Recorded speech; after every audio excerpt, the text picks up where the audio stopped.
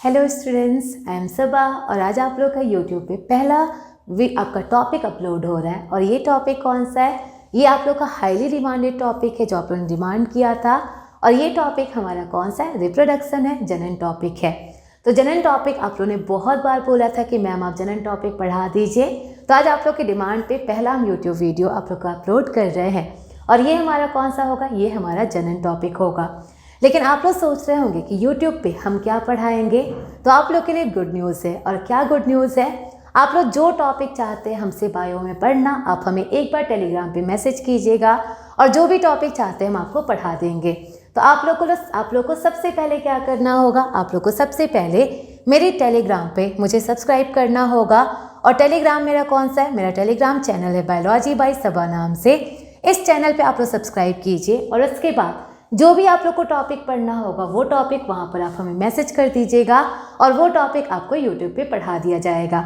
जैसे कई लोग का डिमांड है, पहला टॉपिक हम कौन सा पढ़ा रहे हैं? पहला टॉपिक रिप्रोडक्शन पढ़ा रहे हैं। लेकिन सिर्फ यही टॉपिक नहीं है जो पढ़ाएंगे, और भी टॉपिक पढ़ाएंगे।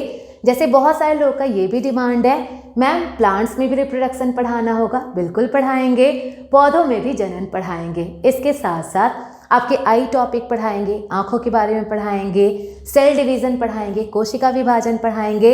मतलब जो भी टॉपिक आप लोग का डिमांडेड होगा बायोलॉजी से रिलेटेड, वो सारा टॉपिक यहाँ पे पढ़ाया जाएगा। तो हम क्या सोच रहे हैं? हम सोच रहे हैं कि यूट्यूब पे वीक में 2 दिन वीडियो डाला जाए। एक दिन तो आपका टॉपिक और एक दिन आपका MCQ कराया जाए, क्योंकि जितना ज़्यादा आपका इम्पॉर्टेंट टॉपिक है उससे ज़्यादा इम्पॉर्टेंट MCQ है। तो 2 दिन आपका वीडियो डाला जाएगा, एक दिन टॉपिक कोई हो जाएगा, एक दिन आपका MCQ हो जाएगा। तो क्या करना है आप लोग को? हमें टेलीग्राम पे सब्सक्राइब करना है, चैनल का नाम बता दिए, और इसके साथ साथ क्या करना है? आज का टॉपिक पढ़ना है, इसे लाइक करना है, इस वीडियो को लाइक करना है, साथ साथ मेरे चैनल को सब्सक्राइब भी करना है।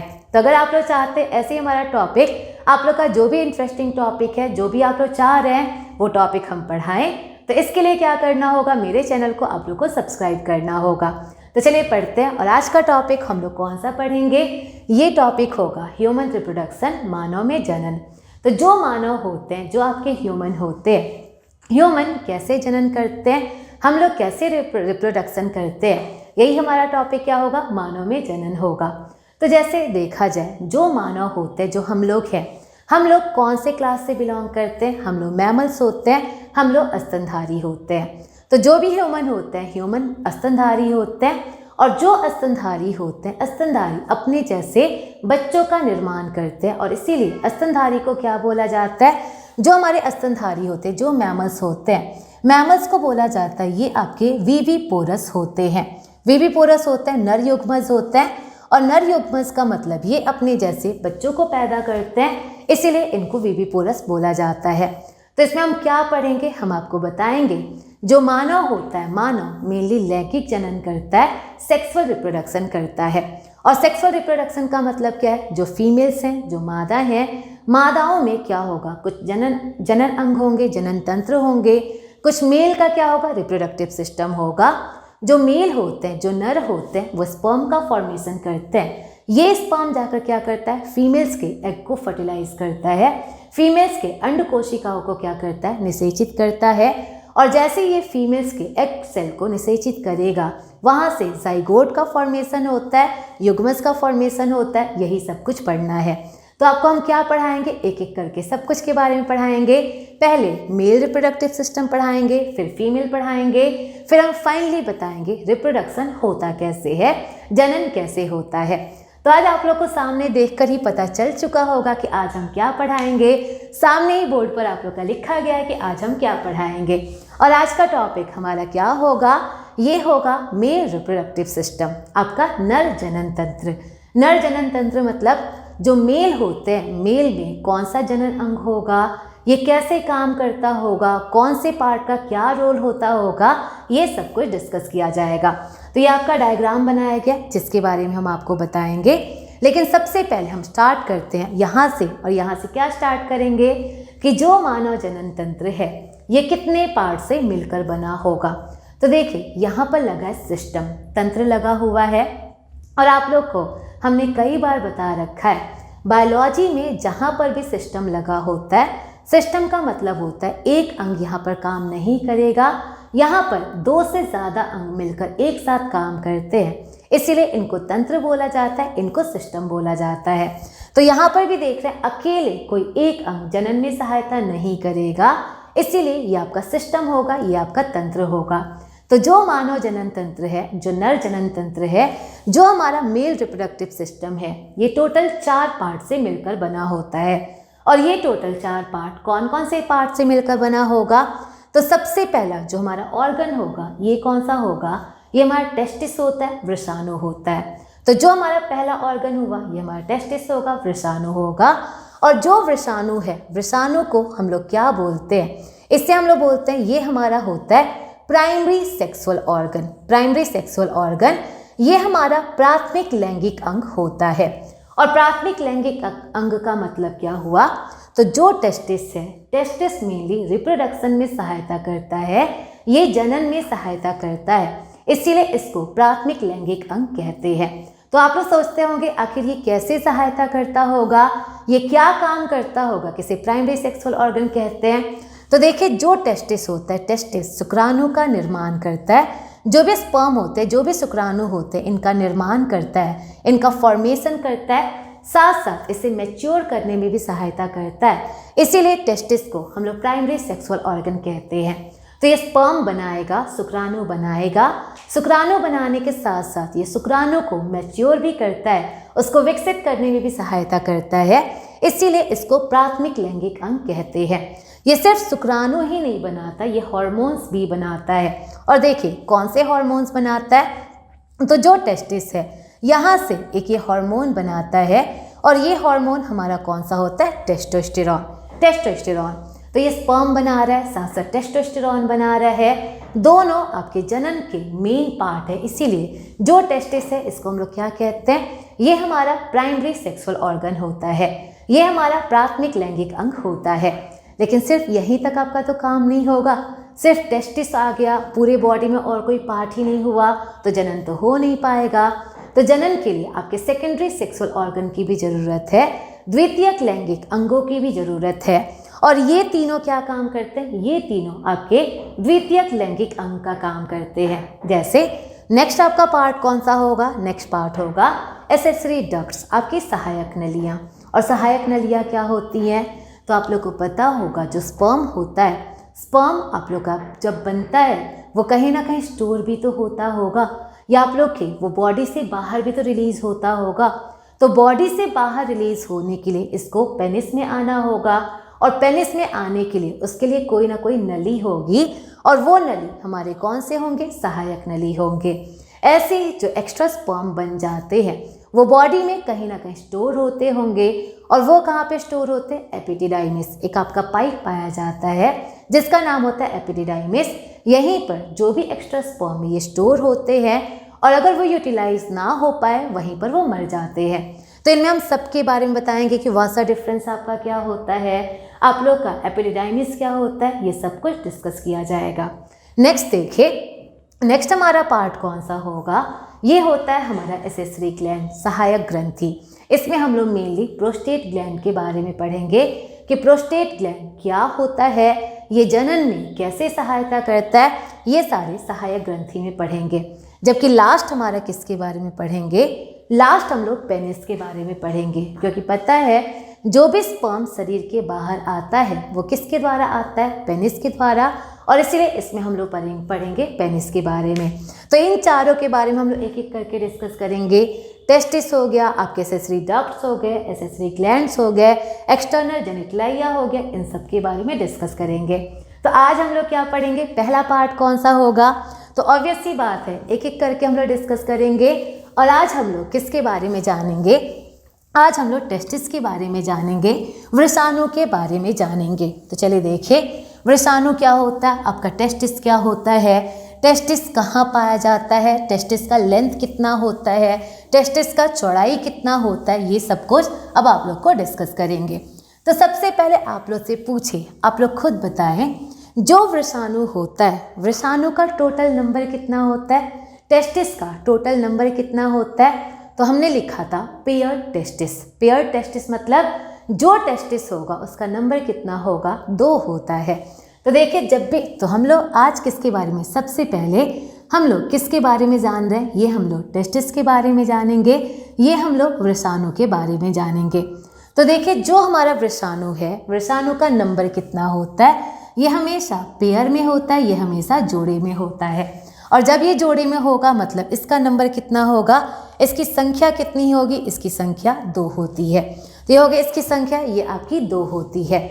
अब आगे देखिए जो आपका टेस्टिस है, टेस्टिस का वेट कितना होगा, टेस्टिस का वजन कितना होता होगा। तो जो हमारा टेस्टिस होता है इसका वेट कितना होता है, ये हमारा होता है 14 ग्राम ईच।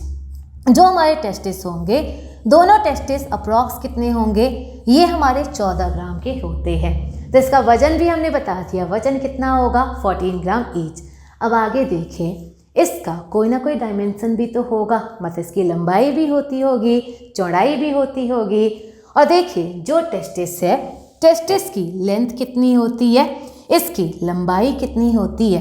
तो टेस्टिस की लंबाई होती है 4 से 5 सेंटीमीटर, 4 से 5 सेंटीमीटर इसकी लंबाई होगी। जबकि इसकी चौड़ाई कैसी होती है, इसकी चौड़ाई कितनी होगी, जो चौड़ाई होती है वो होती है 2 से 3 सेंटीमीटर। तो हमने वेट बता दिया, हमने लेंथ बता दिया, चौड़ाई बता दिया, ये सारी आपकी कितनी होंगी। तो अब आगे आप लोग से पूछे, आप लोग से अगर पूछा जाए जो टेस्टिस होता है, वृषाणु होता है, वृषाणु का आकार कैसा होता होगा। तो आप लोग को पता होना चाहिए जो भी वृषाणु है, जो भी टेस्टिस है, टेस्टिस का शेप कैसा होता है, इसका शेप अंडाकार होता है, इसका शेप ओवल होता है। तो ये आप लोग को पता चला इसका आकार कैसा होगा, ये हमारा ओवल होगा, ये हमारा अंडाकार होता है। तो इतना तो हमने बता दिया टेस्टिस क्या होता है। अब आगे क्या आप लोग से पूछा जाए, आप लोग बताइए जो टेस्टिस होता है, जो मेल में टेस्टिस होता है, मेल का टेस्टिस शरीर के अंदर होता है या बाहर होता है। अगर हम आप लोग से सिंपली पूछे, जो भी टेस्टिस होता है, जो भी वृषाणु होता है, वृषाणु मेल के बॉडी के अंदर होगा कि बाहर होगा। तो जो वृषाणु होता है वो मेल के बॉडी के अंदर नहीं होता, वो कहाँ पाया जाता है, मेल के बॉडी के बाहर पाया जाता है, बाहर पाया जाता है। तब इसका ऑब्वियस सी बात है, इसका लोकेशन कहाँ हो जाएगा, ये हमारा कैसा होगा, तो ये हमारा होता है एक्स्ट्रा एब्डोमिनल, एक्स्ट्रा एब्डोमिनल। और एक्स्ट्रा एब्डोमिनल मतलब क्या हुआ, ये हमारे उदर गुहा के बाहर पाया जाता है, ये हमारे उदर गुहा के बाहर पाया जाएगा। मतलब जो भी हमारा पेट वगैरह होता है, जैसे पेट वगैरह पूरा पार्ट खत्म हुआ, इंटेस्टाइन खत्म हो गया, आंत वगैरह खत्म हो गया, ये हमारे बॉडी के बाहर पाया जाता है। दोनों पैरों के बीच में आपका ये पाया जाता है टेस्टिस। तो क्या पता चला आप लोग को किसका लोकेशन कहाँ होगा, ये शरीर के अंदर नहीं होगा, ये हमारे शरीर के बाहर होगा। तो आप लोग के दिमाग में ये क्वेश्चन आता होगा, मे बी आप लोग के दिमाग में ये क्वेश्चन आता होगा कि जो वृषाणु है, वृषाणु शरीर के बाहर क्यों होता है, क्या वजह है कि वृषाणु शरीर के बाहर होता है। तो चलिए देखिए वृषाणु होता क्या है, वृषाणु का लोकेशन कहाँ हुआ। तो हमने बता दिया जो वृषाणु होता है, वृषाणु हमारे दोनों पैरों के बीच में मतलब शरीर से बाहर पाया जाता है। और ये कहाँ पाया जाएगा, ये कहाँ पर होता है, तो हमारे पैरों के बीच में, मतलब सिंपली हमारे शरीर के बाहर एक थैलीनुमा संरचना पाई जाती है, एक पाउच लाइक स्ट्रक्चर पाया जाता है। और ये जो हमारा पाउच लाइक स्ट्रक्चर होता है, ये जो आपका थैलीनुमा स्ट्रक्चर होता है, इस थैलीनुमा स्ट्रक्चर को हम लोग क्या बोलते हैं, इसको हम लोग बोलते हैं स्क्रोटम, स्क्रोटम। और स्क्रोटम को हिंदी में क्या बोल देते हैं, इसे हम लोग बोलते हैं वृषण कोश, वृषण कोश। तो क्या होता है, हमारा एक पाउच जैसा स्ट्रक्चर है, इसी पाउच जैसे स्ट्रक्चर को हम लोग क्या बोलते हैं, स्क्रोटम बोलते हैं। और इसी स्क्रोटम, इसी वृषण कोश के अंदर आपका टेस्टिस पाया जाता है। तो जब भी टेस्टिस पाया जाएगा शरीर के बाहर पाया जाएगा। और ये शरीर के बाहर किसके अंदर होता है, ये हमारे स्क्रोटम के अंदर होता है, ये हमारे वृषण कोश के अंदर होता है। तो आप लोग को समझ नहीं आता होगा कि आखिर ये स्क्रोटम क्या काम करता होगा, या सिंपली आप लोग से पूछा जाए जो टेस्टिस इसमें होगा वो टेस्टिस आपकी बॉडी से जुड़ा होता होगा कि नहीं होता होगा, बिल्कुल जुड़ा होगा। सब कुछ आपको बताएंगे कि ये बाहर क्यों पाया जाता है, ये आपकी पूरी बॉडी से जुड़ा होता है कि नहीं होता है, ये सब कुछ के बारे में डिस्कस करेंगे। तो सबसे पहले चलिए अब हम आपको बताते हैं ये जो हमारा टेस्टिस है, टेस्टिस कहाँ पाया जाएगा? तो आप लोग को पता है जो भी आपका टेस्टिस पाया जाएगा, ये टेस्टिस आपका कहाँ पाया जाएगा? ये आपके स्पर्म जो आप लोग का स्क्रोटम है उसके अंदर पाया जाएगा। स्क्रोटम के अंदर पाया जाएगा, आपके वृषण कोश के अंदर पाया जाता है। लेकिन वृषण कोश के अंदर तो है, आप लोग से पूछे क्या ये पूरी बॉडी से जुड़ा होता होगा? क्या ये आपके एब्डोमेन से जुड़ा होता होगा? अगर ये हमारे पूरी बॉडी से नहीं जुड़ा होगा, इसको न्यूट्रिशन कहाँ से मिलेगा, पोषण कहाँ से मिलेगा? तो अगर इसे पोषण प्राप्त करना है, इसे अगर खाना प्राप्त करना है, इसे क्या होना होगा? पूरी बॉडी से जुड़ा हुआ होना होगा। और देखिए ये पूरी बॉडी से किसके द्वारा जुड़ा होता है? एक पाइप के द्वारा जुड़ा होता है। और ये कौन से पाइप के द्वारा जुड़ा होता है? तो यहाँ पर आपका एक पाइप पाया जाता है जिसको बोलते हैं स्पर्मेटिक कॉर्ड। स्पर्मेटिक कॉर्ड एक नली है और इस नली का आपका नाम क्या है? स्पर्मेटिक कॉर्ड नाम का एक नली है जिससे ये हमारे पूरे बॉडी से जुड़ा होता है, ये हमारे एब्डोमेन से जुड़ा होता है। तो अगर आप लोग से पूछा जाए टेस्टिस आपके पेट में कौन से नली द्वारा लटका हुआ होता है, मतलब जो टेस्टिस है वो स्क्रोटम में लटका हुआ होगा, हैंगिंग पोजीशन में होगा, लेकिन इसे हैंग करने का काम कौन करता है? ये हमारा स्पर्मेटिक कॉर्ड करता है। तो स्पर्मेटिक कॉर्ड का मेन काम क्या हुआ? ये हमारे टेस्टिस और एब्डोमेन को साथ में जोड़ने का काम करता है। तो ये था हमारा स्पर्मेटिक कॉर्ड। अब आते हैं स्क्रोटम के बारे में पढ़ते हैं। और स्क्रोटम के बारे में क्या पढ़ेंगे? तो देखिए जो स्क्रोटम है, स्क्रोटम दो पार्ट्स में डिवाइड होता है। और दो पार्ट्स कौन कौन से दो पार्ट में डिवाइड होगा? तो ऑलरेडी आप लोग को पता है टेस्टिस का टोटल नंबर कितना होता है? 2 होता है। तो जब 2 टेस्टिस है, स्क्रोटम भी 2 पार्ट्स में डिवाइडेड होगा।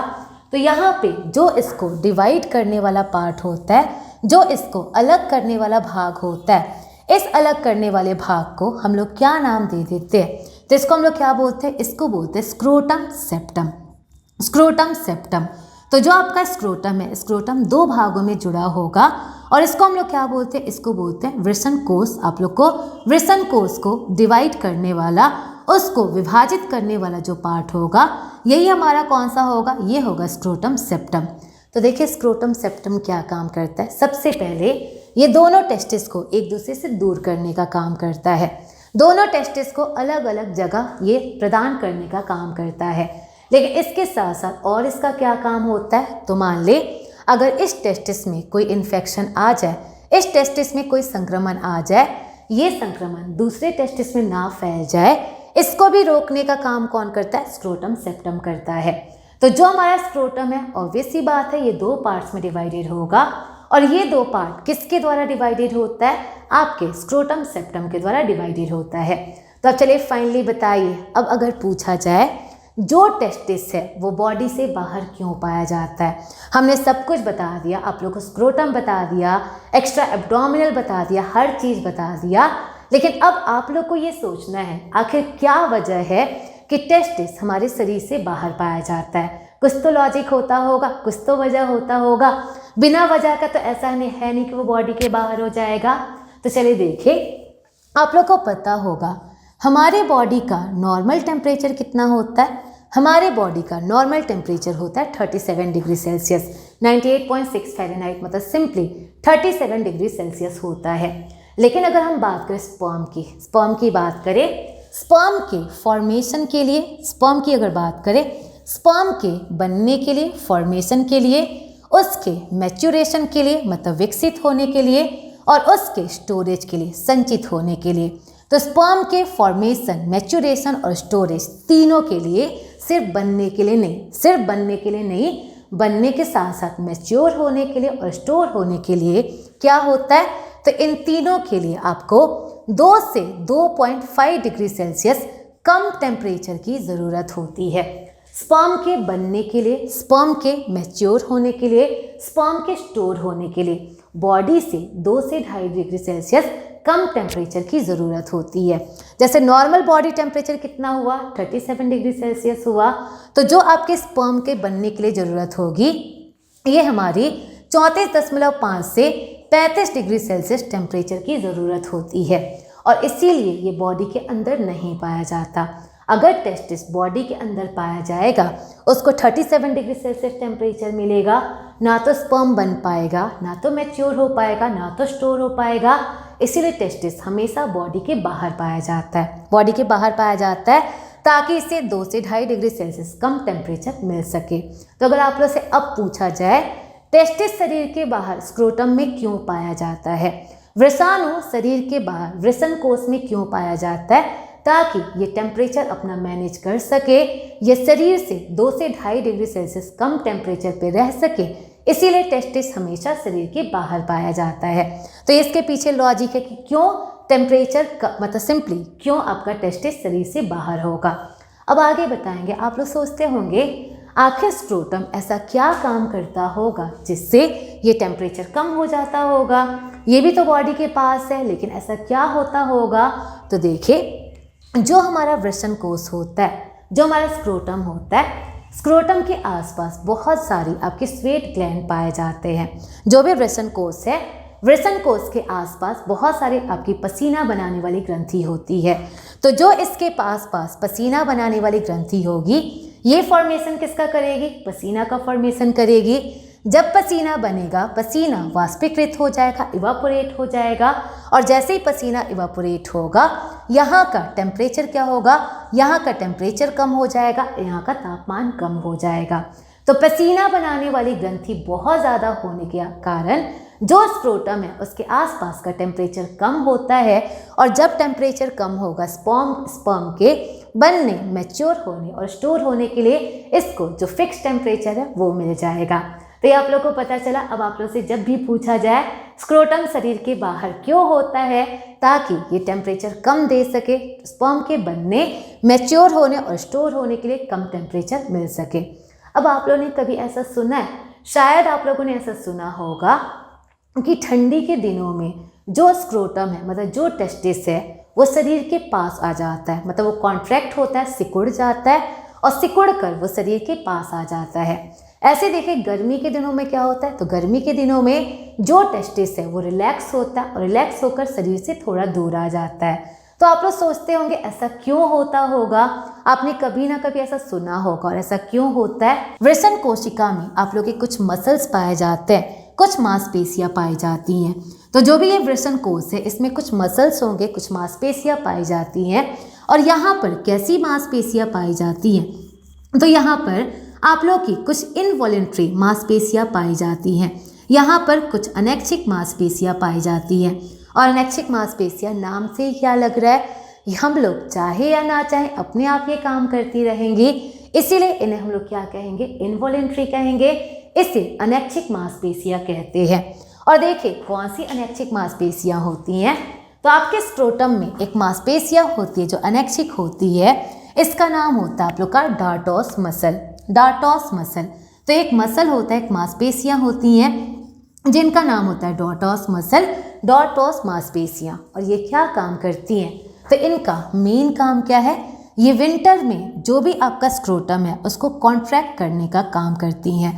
ठंडी के दिनों में ये क्या करेंगी, जो भी हमारा वृषण कोश है उसको ये संकुचित करने का काम करेंगी। और संकुचित क्यों करेंगी, क्योंकि आप लोग को पता है सर्दी के दिनों में बाहर का टेम्परेचर कम होता है, बाहर का temperature as compared to body temperature कम होता है।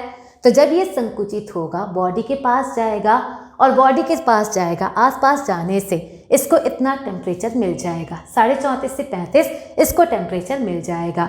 जबकि यही गर्मी में क्या करती हैं, जो समर डेज आते हैं, समर डेज में ये स्क्रोटम को रिलैक्स करने का काम करती हैं।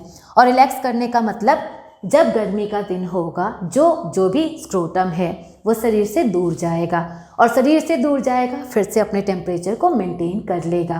तो अगर आप लोग से पूछा जाए वह कौन सी मांसपेशियां हैं जो स्क्रोटम को क्या करती हैं, मैनेज करने का काम करती है, स्क्रोटम को सर्दी में सिकुड़ा देती हैं, संकुचित कर देती हैं, जबकि गर्मी में उसे रिलैक्स कर देती हैं, ये हमारी मांसपेशियां कौन सी होंगी, ये हमारे डार्टोस मसल होते हैं। डार्टोस मांसपेशियां होती हैं जो अनैच्छिक होती हैं, जो बिना इच्छा के काम करती रहती हैं।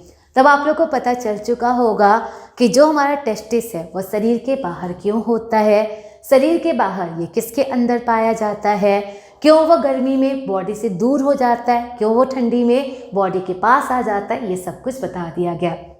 अब यहाँ पर क्या बताएंगे, तो आप लोग को पता है जहाँ पर भी नॉर्मल काम होता है वहाँ पर कुछ अपवाद भी तो होता है, वहाँ पर कुछ एक्सेप्शन भी तो होता है। तो हमने क्या बोला, जो स्तनधारी होते हैं, जो मैमल्स होते हैं, मैमल्स में जो टेस्टिस है वो एक्स्ट्रा एब्डोमिनल होता है। एक्स्ट्रा एब्डोमिनल होता है मतलब वो हमारे शरीर के बाहर होता है। लेकिन क्या कुछ ऐसे भी मैमल्स होते होंगे जिनमें टेस्टिस शरीर के अंदर होता होगा? आप लोग सोचिए, क्या कुछ ऐसे भी मैमल्स होते होंगे, क्या कुछ ऐसे भी स्तनधारी होते होंगे जिनमें टेस्टिस शरीर के अंदर होता होगा, मतलब इंटर एब्डोमिनल होता होगा? तो आपके एक्सेप्शन है, हर जगह एक्सेप्शन मिलते हैं। और देखिए इसके अपवाद क्या क्या होंगे, तो बहुत सारे अपवाद होंगे। जैसे सबसे पहले अपवाद देखें तो जो हाथी होते हैं, हाथी में टेस्टिस शरीर के अंदर होता है।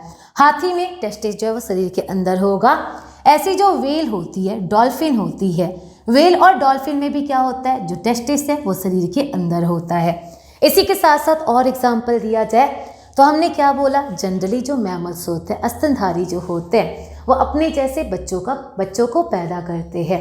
लेकिन कुछ मैमल ऐसे भी होते हैं जो अंडे देते हैं, और 2 मैमल ऐसे हैं जो अंडे देते हैं। कौन कौन से मैमल्स होते हैं? तो आपके 2 ऐसे स्तनधारी हैं जो अंडे देते हैं, और ये हमारे कौन कौन से होते हैं, ये हमारे मैमल कौन कौन से होते हैं? तो एक हमारा होता है एकिडना। एकिडना नाम का एक मैमल होता है, स्तनधारी होता है। जबकि दूसरा हमारा कौन सा होता है? प्लेटिपस। तो 2 हमारे मैमल होते हैं, 2 स्तनधारी होते हैं, एकिडना और प्लेटिपस, ये दोनों स्तनधारी होते हैं। और इनमें भी शरीर के अंदर टेस्टिस पाया जाता है। तो अगर आप लोग से पूछा जाए कौन कौन से जीव हैं जिनके बॉडी के अंदर टेस्टिस पाया जाता है, वह कौन कौन से ऑर्गेनिज्म है जिनका इंटर एब्डोमिनल टेस्टिस पाया जाएगा, ये हमारे कौन से होंगे? हाथी हो गए, व्हेल, डॉल्फिन, एकिडना, प्लेटिपस, इन सब में शरीर के अंदर टेस्टिस पाया जाता है। तो ये था हमारा टेस्टिस का लोकेशन, टेस्टिस कहाँ पर होता है। अब यहाँ पर हम आपको एक फैक्ट बताएंगे, यहाँ पर हम आपको एक तथ्य बताएंगे। और क्या फैक्ट बताएंगे? तो अगर आप लोग से पूछा जाए जो बच्चे गर्भ के अंदर होते हैं उनमें टेस्टिस कहाँ होता होगा? अगर आप लोग से सिंपली ये क्वेश्चन पूछे, जो बच्चे गर्भ के अंदर होते हैं, मतलब मदर के वोम के अंदर होते हैं, उनमें टेस्टिस कहाँ होता होगा? उनमें टेस्टिस शरीर के अंदर होता होगा कि बाहर होता होगा? तो चलिए यहाँ से हम आपको एक फैक्ट बताएंगे। और क्या फैक्ट बताएंगे? तो देखिए, जब मदर प्रेग्नेंट होती है, प्रेगनेंसी के 7 से 8 सप्ताह में जो है टेस्टिस का फॉर्मेशन हो जाता है। तो जब मदर प्रेग्नेंट होगी, प्रेगनेंसी के 7 से 8 सप्ताह में क्या होगा? टेस्टिस बनने लगेगा, वृषाणु का निर्माण होने लगता है। तो 7 से 8 सप्ताह में क्या हुआ? टेस्टिस का फॉर्मेशन होने लगा। लेकिन एक चीज़ याद रखिएगा, ये जो टेस्टिस होता है वो शरीर के बाहर नहीं होता, ये एक्स्ट्रा एब्डोमिनल नहीं होता, ये हमारे एब्डोमेन के अंदर पाया जाता है। मतलब ये जब भी टेस्टिस होगा, टेस्टिस जो बन रहा है, टेस्टिस कहाँ होता है? ये हमारे उदर गुहा के अंदर पाया जाता है। ये हमारा इंटर एब्डोमिनल होगा, आपके उदर गुहा के अंदर होगा। लेकिन जैसे प्रेगनेंसी आगे बढ़ती जाती है, एडवांस स्टेज पे जाती है, कितने दिनों की प्रेगनेंसी हो गई? तो मान लीजिए अब जो प्रेगनेंसी है वो 7 से 8 महीने की हो गई, 7 से 8 सप्ताह पे फॉर्मेशन हो रहा है। लेकिन जैसे 7 से 8 महीने की प्रेगनेंसी होती है, अब क्या होता है? जो टेस्टिस है वो नीचे उतरता है और वो आपके वृषण गुहा में आ जाता है, स्क्रोटम में आ जाता है। तो जैसे 7 से 8 महीना होगा, जो टेस्टिस होगा वो कहाँ आ जाएगा? शरीर से बाहर आ जाएगा। और शरीर से बाहर ये कहाँ चला आता है? ये हमारे स्क्रोटम में चला जाता है, आपके वृषण गुहा में चला जाता है। तो जब भी आप लोग से पूछा जाए क्या मदर के गर्भ के अंदर बच्चों में जो टेस्टिस है वो शरीर के अंदर होगा कि बाहर होगा, तो जब बनेगा, जो फॉर्मेशन होगा 7 से 8 सप्ताह पे जब फॉर्मेशन होगा वो शरीर के अंदर होता है। लेकिन जैसे ही 7 से 8 महीना के बच्चे हुए, उस टाइम जो टेस्टिस है वो शरीर से बाहर आ जाता है और वो कहाँ चला आता है? वृषण गुहा में चला आता है, वो आपके स्क्रोटम में चला आता है। तो ये दोनों आप लोग को टाइम याद रखना है कि कब ये बनना स्टार्ट होता है और कब आपके वृषण गुहा में आता है। दोनों पॉइंट आप लोग को याद रखना होगा। तो चलिए बताइए, क्या कभी ऐसा भी होता होगा कि टेस्टिस स्क्रोटम में आए ही नहीं? कि ऐसा कभी कोई कंडीशन होता होगा जिसमें बच्चे पैदा हो जाएं, लेकिन जो बच्चे पैदा हो उनका जो टेस्टिस है वो स्क्रोटम में आए ही नहीं, वृषण गुहा में आए ही नहीं। तो ऐसा कंडीशन होता है। कुछ बच्चों में क्या होता है, कुछ बच्चों में जो टेस्टिस है वो स्क्रोटम में डिसेंड नहीं कर पाता, स्क्रोटम में नहीं आ पाता है। और देखिए इस कंडीशन को हम लोग क्या नाम देते हैं, तो जब भी टेस्टिस स्क्रोटम में ना आ पाए, इस कंडीशन को, इस बीमारी को हम लोग बोलते हैं क्रिप्ट ऑर्किडिज्म। क्रिप्ट ऑर्किडिज्म तो क्या होता है, एक आपका कंडीशन होता है जिसको बोलते हैं क्रिप्ट ऑर्किडिज्म। और क्रिप्ट ऑर्किडिज्म क्या हुआ, तो जब टेस्टिस स्क्रोटम में ना आ पाए, ये फेल हो जाए वृषण गुहा में आने में, इसी को हम लोग क्या कहते हैं, क्रिप्ट ऑर्किडिज्म कहते हैं। तो जब भी आप लोग से पूछा जाए व्हाट इज क्रिप्ट ऑर्किडिज्म, तो टेस्टिस का वृषण गुहा में शरीर से बाहर ना आना, ना आ पाना, इसी को क्रिप्ट ऑर्किडिज्म कहते हैं। तो क्या होता है, डॉक्टर सलाह देते हैं कि कुछ महीने वेट कर लीजिए, कुछ महीने में ये कभी कभी अपने आप ही स्क्रोटम में चला आता है, लेकिन कभी कभी ये स्क्रोटम में नहीं आ पाता, जिसके लिए इसकी सर्जरी करानी पड़ती है। इसकी सर्जरी कराकर इस टेस्टिस को स्क्रोटम में लाना पड़ता है। तो आप लोग बताइए, टेस्टिस शरीर के अंदर ज़्यादा दिन तक रह गया तो क्या होगा। अगर जो बच्चा है, बच्चों में टेस्टिस ज़्यादा दिन तक बॉडी के अंदर रह गया, क्या हो जाएगा। तो चलिए देखिए, ये जो क्रिप्ट ऑर्किडिज्म, अगर इनका सर्जरी ना कराया जाए, टेस्टिस बहुत दिनों तक बॉडी के अंदर रह जाए, तो इनका जो स्पर्म बनने की जो टेंडेंसी है, स्पर्म फॉर्मेशन की जो टेंडेंसी है वो कम हो जाती है। इनमें शुक्राणु बनना कम हो जाएगा। जब ये बड़े होंगे, बाकी सारा मेल प्रॉपर्टी होगा, लेकिन इसमें स्पर्म नहीं बन पाएगा, इनमें शुक्राणु नहीं बन पाएगा। और जब इनमें शुक्राणु नहीं बन पाएगा, ये क्या हो सकते हैं, ये इनफर्टाइल हो सकते हैं, ये बांझ हो सकते हैं। तो अगर टाइम से इनका सर्जरी ना कराया जाए, ज़्यादा दिन तक अगर टेस्टिस बॉडी के अंदर रह गया, इनका स्पर्म नहीं बन पाएगा, बिकॉज बॉडी के अंदर टेम्परेचर ज़्यादा है, बॉडी के अंदर टेम्परेचर ज़्यादा, स्पर्म नहीं बन पाएगा, बाकी सारे मेल प्रॉपर्टी होंगी, बट ये इनफर्टाइल हो सकते हैं, बांझ हो सकते हैं। तो इनका कोई ना कोई सर्जरी कराया जाता होगा। मतलब कौन सी सर्जरी है जिससे टेस्टिस को स्क्रोटम के अंदर लाया जाता है, इस आपके सर्जरी का नाम क्या होता है, इसका नाम होता है ऑर्किडोपेक्सी। ऑर्किडोपेक्सी, ऑर्किडोपेक्सी एक आपकी सर्जरी होती है। और इस सर्जरी के द्वारा हम लोग क्या करते हैं, इस सर्जरी के द्वारा टेस्टिस को दोबारा किस में लाया जाता है, स्क्रोटम में लाया जाता है।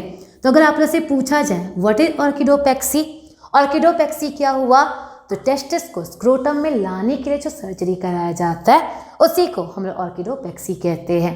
तो आज हमने बता दिया जो हमारा टेस्टिस होता है, टेस्टिस का लोकेशन कहाँ होता है, क्यों बाहर होता है, किसके अंदर होता है, ये सब कुछ बता दिया गया। लेकिन अभी भी टेस्टिस वाला पार्ट ख़त्म नहीं हुआ है। अभी इसके स्ट्रक्चर के बारे में जानना है, अभी उसमें कौन कौन से सेल होते हैं, जर्म सेल क्या होते हैं आपके, आप लोग के लिडिक सेल क्या होते हैं, ये जानना ज़रूरी है।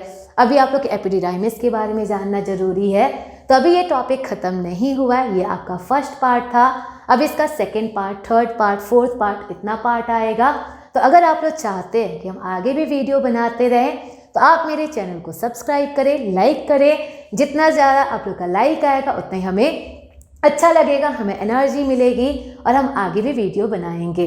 तो इसके लिए अगर आप लोग चाहते हैं कि मेरा आगे भी वीडियो आए, इसका सेकंड पार्ट आए, थर्ड पार्ट आए, तो इसके लिए मेनली आप लोग को क्या करना होगा, चैनल को सब्सक्राइब करना होगा, लाइक करना होगा। जितने ज़्यादा सब्सक्राइब होंगे, जितना ज़्यादा लाइक होगा, उतनी ही जल्दी इसका नेक्स्ट वीडियो भी आपका अपलोड हो जाएगा। तब तक के लिए थैंक यू क्लास।